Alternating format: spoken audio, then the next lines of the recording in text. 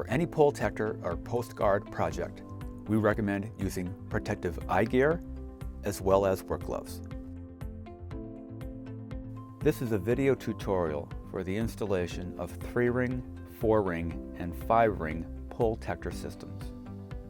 During the video, we will explain how to determine whether a pole base gets 3 rings, 4 rings, or 5 rings.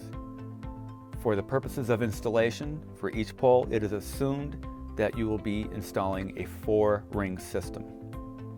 Here is what you need for each pole: 8 half rings, 2 half lid tops, 4 double tough locks shown here, 6 single tough locks shown here. And for a 4-ring system, you will need 3 pieces of foam. For a 3-ring system, 2 pieces of foam. And for a 5-ring system, 4 pieces of foam. Okay, let's install the first ring. For each base, you want to ensure that the ground is as level as possible. If the base is surrounded by rock or dirt, flatten the area around.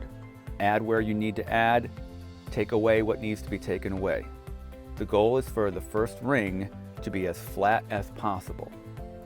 This is very important as you continue to build rings. If the first ring is not level, as you add subsequent rings, you will have problems connecting the rings. Not every base is going to be surrounded by dirt, pebbles, or on a flat surface. You're going to have to deal with different types of surfaces, from slopes and uneven ground to irregular situations like curbs going into the base. In this situation, there's a slope on the ground where the base is. It is imperative that the first ring be level. Here is before, and here is after. In this situation, there's a curb going into the base. Again, we need the ring to be around the base and level. Here's before, and here is after. You're going to run into many different situations, too many to cover. It is imperative, no matter what the situation, that the first ring is level. You're also going to run into situations where you have objects and cables sticking out of the bases. Let's talk about that for a minute. Whenever possible, you want to keep these items covered by the POLETECTOR. To do that, you're going to have to do some cutting. Here's an example of something sticking out. Conduit out of the base. You're going to cut a hole in the top to ensure that the conduit stays inside the POLETECTOR. Here is before, and here is after. Here's a situation with 2 pieces of conduit coming out of the base. Again, same idea. We need to keep the conduit inside the ring if we can. There will be times when you're going to have to get creative. And if you're not sure how to install something, give us a call. We can walk through it together. Now let's build the first ring. Grab 2 half rings.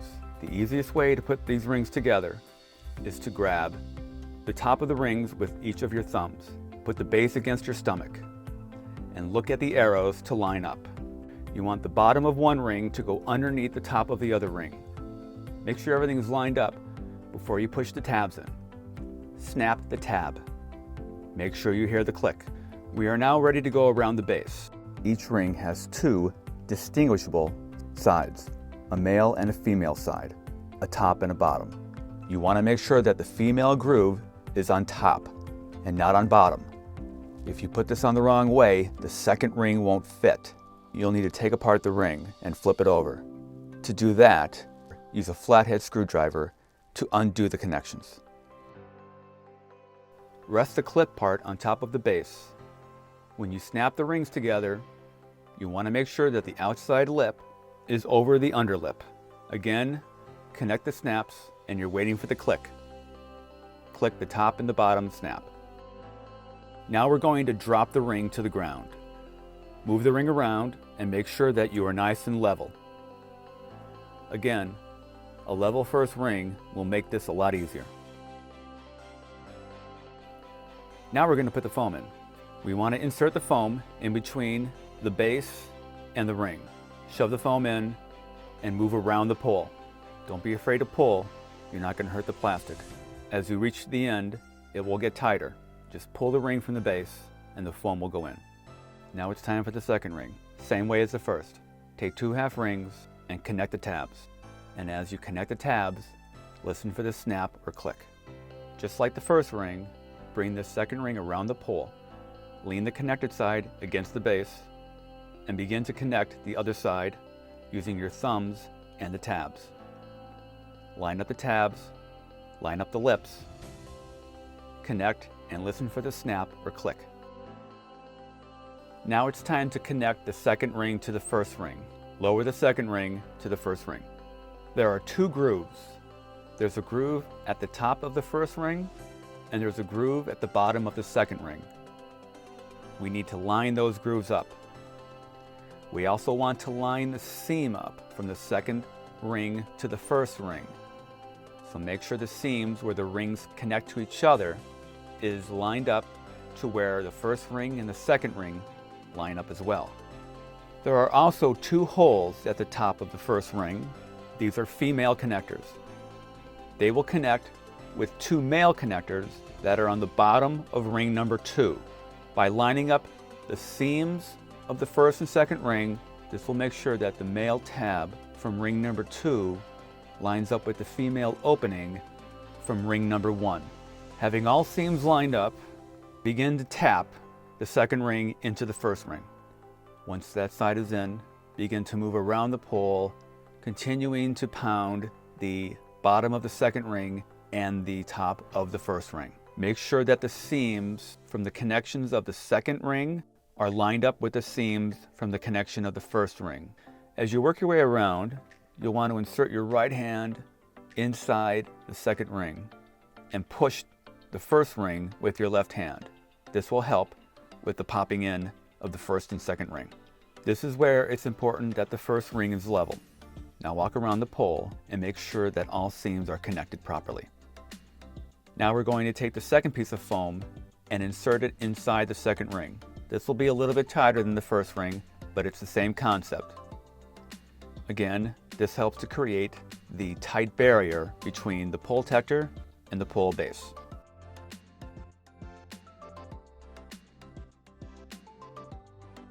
Okay, on to the third ring.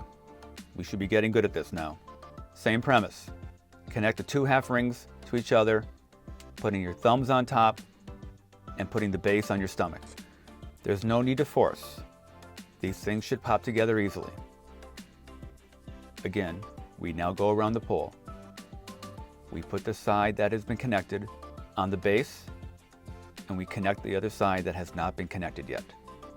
Line up the arrows, line up the lips, snap, snap. We now drop the third ring on top of the second ring. Same premise. We have a groove on the top of the second ring and we have a groove on the bottom of the third ring. We have 2 male connectors at the bottom of the third ring. We have 2 open female connectors at the top of the second ring. Make sure that the seam from the third ring lines up with the seam from the second ring. Now with our hands again, start pounding the bottom of the third ring with the top of the second ring. The grooves should all align. You can see here where he gets to the end and he takes his left hand and pulls out the top of the third ring and goes to the bottom where the second and third ring meet. You can see here where it popped out on the other side. This is why it's important that once you think you're done, to walk around the entire base and make sure that the seams are connected all the way around. Now it's time for the third piece of foam. This will be even tighter than the first 2. Start on one end and work your way around. Don't be shy about pulling the ring away to shove the foam in. It won't break. Grab the top arrows to line up.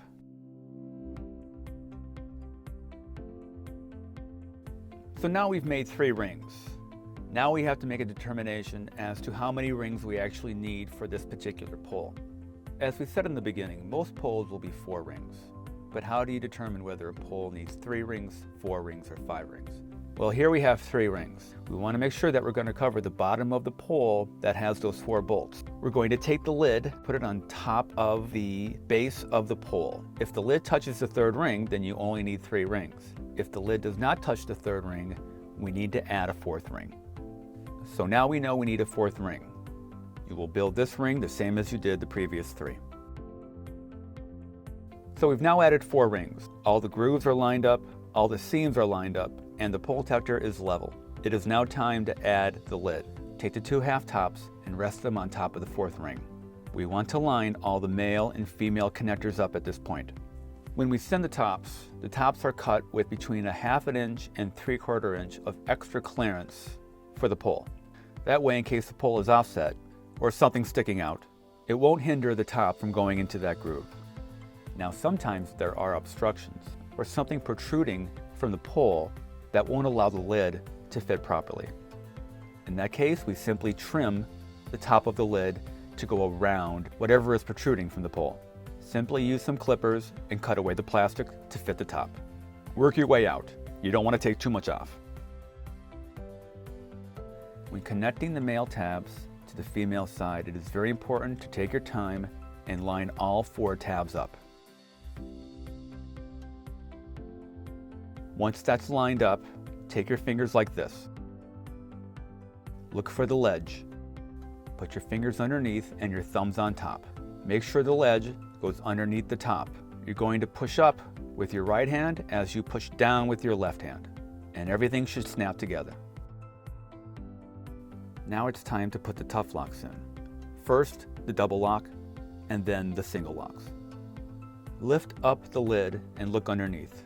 You will see tabs where the holes are on top of the lid. This is where the tough locks or clips are going to go. Make sure that these tabs are inside the top groove on the top ring. Once you have both sides of the lid connected, lower the top. First, you're going to install the double tough locks. Insert them on both sides. That adds stability to the lid as you continue to work on it. Again, make sure that the tabs are on the inside of the grooves from the top ring. Don't force it, just lower it and work your way around, pushing in and down on the top ring. You'll see here that the lid is not lined up. We're going to correct that.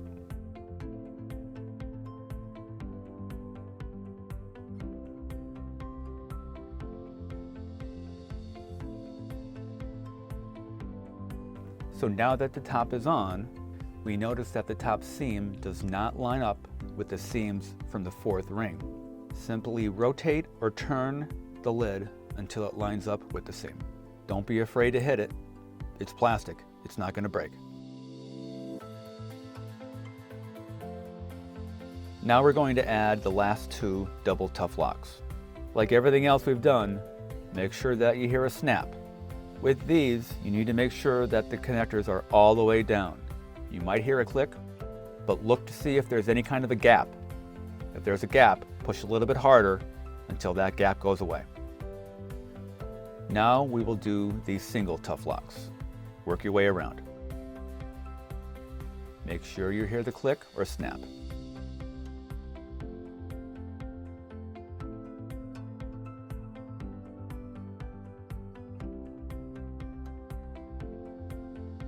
And there you have it, your first built 4-ring POLETECTOR. Now take a step back and make sure that the POLETECTOR looks reasonably level. As long as it looks visually level, you're in good shape. Let's move on to the next one.